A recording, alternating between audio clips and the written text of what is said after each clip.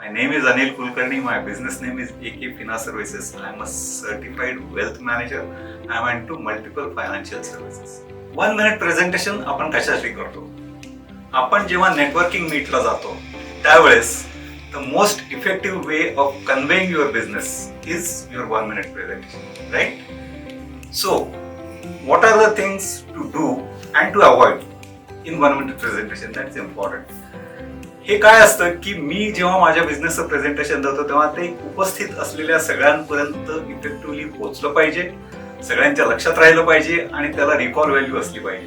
या 3 पॅरामीटर्स वरती हे पास झालं तर ते 1 मिनिट इफेक्टिव्ह झालं असं आपल्याला म्हणता येतं. सो काही गोष्टी आहेत ज्या आपण केल्याच पाहिजे त्या अशा. पहिलं, तुमचं नाव, तुमच्या व्यवसायाचं नाव आणि तुम्ही काय करता, हे 3 मुद्दे सगळ्यात महत्वाचे आहेत. हे आलेच पाहिजे.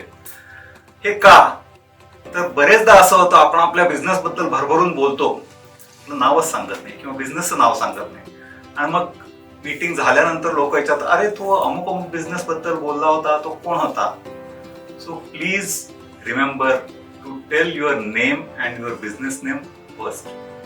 ऑफकोर्स जेव्हा तुम्ही रेग्युलरली एखाद्या फोरम मध्ये जात असता तेव्हा हे नाही केलं तरी चालतं, कारण most of the audience knows you.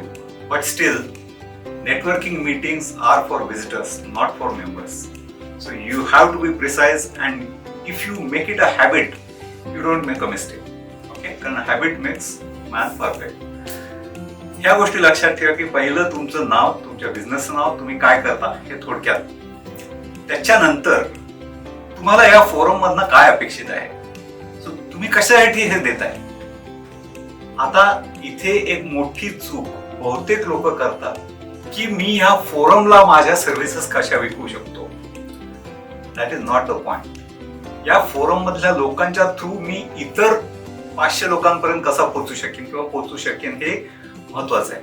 So do something that appeals to them, that okay I must connect this speaker to one of my friends और फॅमिली मेंबर. हे लक्षात आलं पाहिजे. So your 1 minute should be structured in such a way की okay, एक याच्यामध्ये social media मार्केटिंगचा एक अँगल येतो ज्याला आयडा असं म्हटलं जातं. आयडा म्हणजे काय तर अटेन्शन, इंटरेस्ट, डिझायर आणि ऍक्शन. हे 4 पॉइंट्स तुमच्या नॅरेटिव्ह मध्ये घेणं अत्यावश्यक आहे. हे सोशल मीडियामध्ये म्हटलं जातं, तेच तुम्ही 1 minute मध्ये आणलं तर ते खूप इफेक्टिव्ह होऊ शकतं. का? अटेन्शन म्हणजे तुम्ही समोर समजा 40 लोक बसलेले आहेत, त्यांचं तुमच्याकडे लक्ष कसं वेधून घ्या, दॅट इज मोर इम्पॉर्टंट. फक्त तुमचं नाव आणि बिझनेस नाव सांगून कदाचित ते होणार नाही. पण जेव्हा तुम्ही म्हणाल की do you know that a surprising fact, असं जर तुम्ही नॅरेशन केलं तर लगेच लोकांचं लक्ष तुमच्याकडे येतं. अरे असं आहे का, हे आम्हाला माहिती नव्हतं. एक छोटंसं उदाहरण देईन. Do you know that more than 65% employed people are ready to jump job. It's a startling fact but it's a fact. हे जेव्हा आपण बोलतो तेव्हा बसलेल्या लोकांचं आपोआप तुमच्याकडे लक्ष जातं, अरे 65% लोक जॉब सोडायला तयार आहेत, दुसरा जॉब घ्यायला तयार आहेत. हे का? मग हे कशाच्या बेसिसवर आधारित आहे हे तुम्ही सांगू शकता. A survey conducted by MCCI states so and so. Okay, मग हे बदलण्यासाठी मी काय करतो किंवा करते तर through my trainings I help people be job ready, be more relevant to their jobs so that they are happier in their current job and they are more meaningful or more valuable to the organization. हे जेव्हा तुम्ही सांगता तेव्हा लोकांना कळतं की okay, ही व्यक्ती असं काही काम करते ज्याच्यामुळे हे 65% लोक जे आहेत ते 65चा पर्सेंटेज कदाचित कमी होऊन 40 वर येईल. So this is the output. What is my delivery? The training. What is my output? Reduction of attrition. These are the important points. हे कन्वे करता आलं पाहिजे. So you narrate with a startling fact, you narrate the fact, and then you narrate your service, which actually helps you change the fact, right? And मग तुमचं नाव, business नाव आलं तर that becomes more memorable, more people can remember it better, recall value त्याची वाढते. हे एक startling fact वरती झालं. दुसरं असं येऊ शकतं किंवा की मी असं म्हणेन की बाबा, आता उदाहरण माझं देईन मी. माझं बिझनेस आहे फायनान्शियल सर्व्हिसेस मधला. सो मी असं सांगू शकतो लोकांना की आज एम्प्लॉयमेंट मध्ये असलेल्या पैकी जवळपास 80% लोक हे रिटायरमेंटसाठी तयार नाही आहेत. It's a fact again based on vast number of surveys. Okay, so हे 80% लोक रिटायरमेंटसाठी तयार नसणं, is it a fact? What are you saying? हे कशाच्या बेसिसवर आहे? या सर्वेच्या बेसिसवर. मग हे चेंज करण्यासाठी मी काय करतो, तर मी लोकांना रिटायरमेंट प्लॅनिंगसाठी मदत करतो आणि so that their sunset years are dignified. Okay, so dignified retirement is a very very important point in today's world. हे नाही आहे आजच्या जगात, हे होऊ शकतं. सो हे जेव्हा आपण सांगतो की अनदर स्टार्टलिंग फॅक्ट, पण completely different pertaining to employees. Okay, so अशा प्रकारचं नॅरेशन तुमच्या 1 मिनिट मध्ये येणं अत्यावश्यक आहे.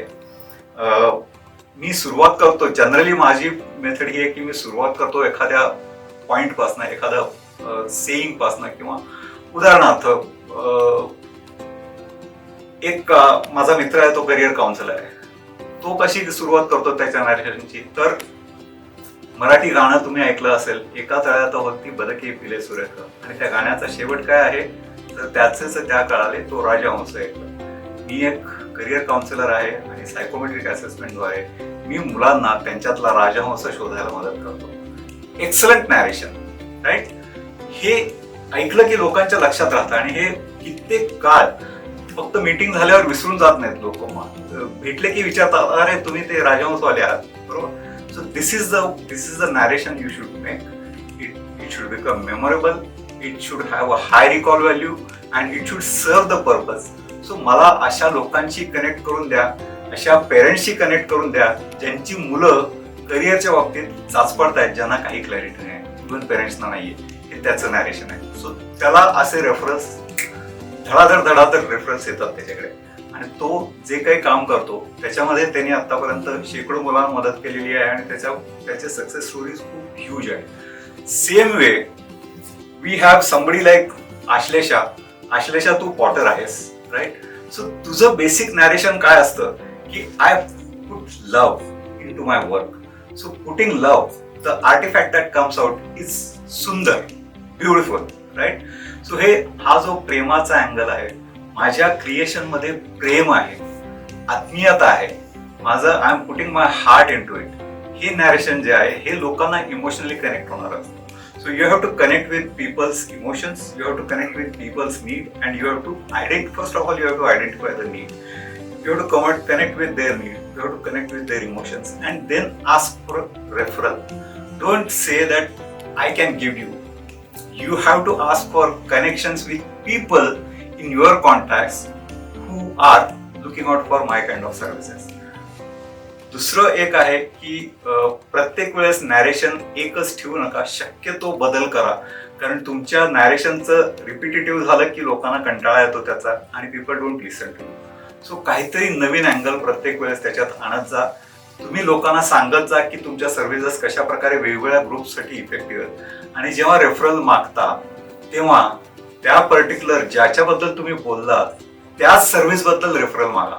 नाहीतर असं होतं की मी लोकांच्या रिटायरमेंट बद्दल बोलतो आणि रेफरल मागताना मला चिल्ड्रन्स एज्युकेशनसाठी रेफरल द्या. It doesn't connect, right? So the entire narrative has to be connected completely. It has to connect with people. It has to connect with people's needs in their minds. माझ्या ग्रुपमध्ये, माझ्या संपर्कामध्ये असे कोण लोक आहेत जिथे मी अनिलला किंवा आश्लेषाला कनेक्ट करू शकतो, ही थॉट प्रोसेस जनरेट व्हायला पाहिजे. Don't try to sell to the room, try to reach out to people so that they can connect you with their contact spheres, with the people who need your service. आणि त्याच्यासाठी तुमची service effectively convey करणं हे अत्यंत महत्वाचं आहे. बरेचदा असं होतं की खूप काही सांगितलं पण मी नक्की करतो काय, डझंट कनेक्ट, राईट? लोकांपर्यंत पोहोचलंच नाहीये. So this is what I mean by effective 1 minute presentation. You start or end with your name and service. Hook एक असायला पाहिजे, memory hook which is mandatory. उदाहरणार्थ माझा मी सांगतो की do something today that your future self will thank you for. Y future self? कारण मी माझ्यासाठी काहीतरी करतोय आत्ता, फायनान्शियल प्लॅनिंग, ज्याचा मला भविष्यात उपयोग होणार आहे. आणि मी भविष्यात जेव्हा आणखीन 10 वर्षांनी विचार करेन तेव्हा मी त्यावेळेस मी हे केलंय, बरं झालं. So my future self will thank you. This is what is important. Okay, so do 1 minute presentations effectively. Don't try to push all your services into narration. Take one service at a time, speak about it, ask referrals pertaining to only that service, and create your whole narrative, whether it is emotional, whether it is content wise, whether it is technical wise. All narrative has to be around that one topic. And then your referrals seek your referrals only pertaining to that topic. I think that's about it. Thank you so much. Thank you.